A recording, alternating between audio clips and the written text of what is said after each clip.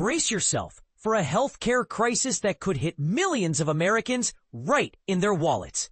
A looming perfect storm of skyrocketing healthcare costs, pricey new medications, and the impending end of federal subsidies threatens to send Obamacare premiums soaring by up to 75% in 2026. But here's where it gets controversial. While some argue this is a necessary correction in a bloated system, others see it as a direct attack on affordable healthcare for millions. And this is the part most people miss. The impact won't just be felt by those on Obamacare. It could ripple through the entire healthcare system, affecting even those with private insurance. According to a recent analysis by Peterson KFF's Health System Tracker, https://www.kff.org, Affordable Care Act issue briefs how much and why ACA marketplace premiums are going up in 2026. Insurers are proposing a median premium hike of 18% across 312 marketplace plans.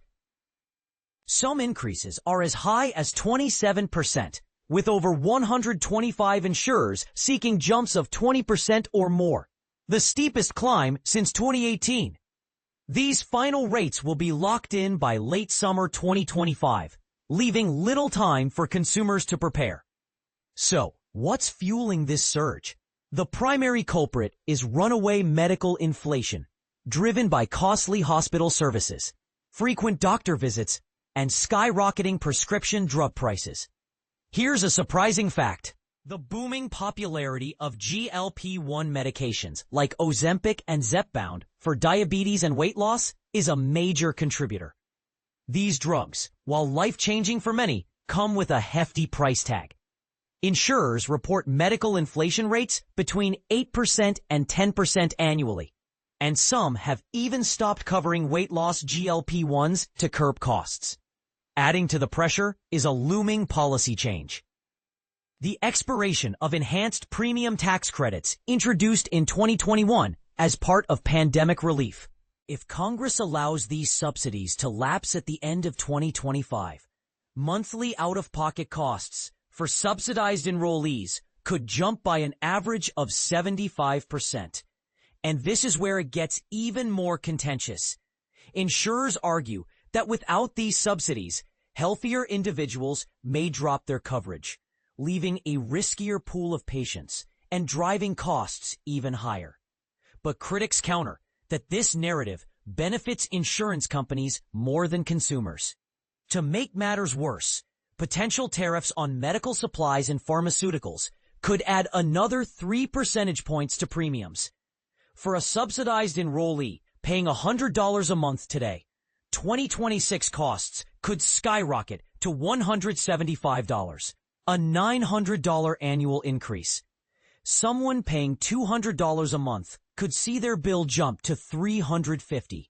And remember, these figures don't even account for the underlying premium hikes insurers are already planning. The impact could be widespread. Approximately 24.2 million Americans currently rely on ACA marketplace coverage, more than double the number from 4 years ago. Much of this growth is tied to the enhanced subsidies now on the chopping block. Even those with private insurance aren't immune. Fortune previously reported https://fortune.com/25/16 employers are scrambling to cut costs and healthcare benefits are on the chopping block. That 51% of companies plan to pass higher premium costs on to employees. The stakes are high for both Congress and consumers. If lawmakers extend the subsidies, many households could avoid the brunt of the out-of-pocket increases, though they'd still face the underlying premium hikes driven by inflation and drug costs. Without action, however, the combined effect could create a price shock for millions who depend on marketplace coverage. Here's the million-dollar question. Will Congress prioritize extending these subsidies, or will political gridlock leave millions vulnerable? The 2025 Federal Budget Reconciliation Law, passed earlier this year, did not include a renewal of the enhanced subsidies, even as it addressed other major health provisions. Unless Congress acts separately, the subsidies will expire at year's end. Republicans currently control both chambers. And while some GOP members haven't ruled out discussing an extension due to constituent pressure, the party remains largely resistant to what many view as insurance company bailouts.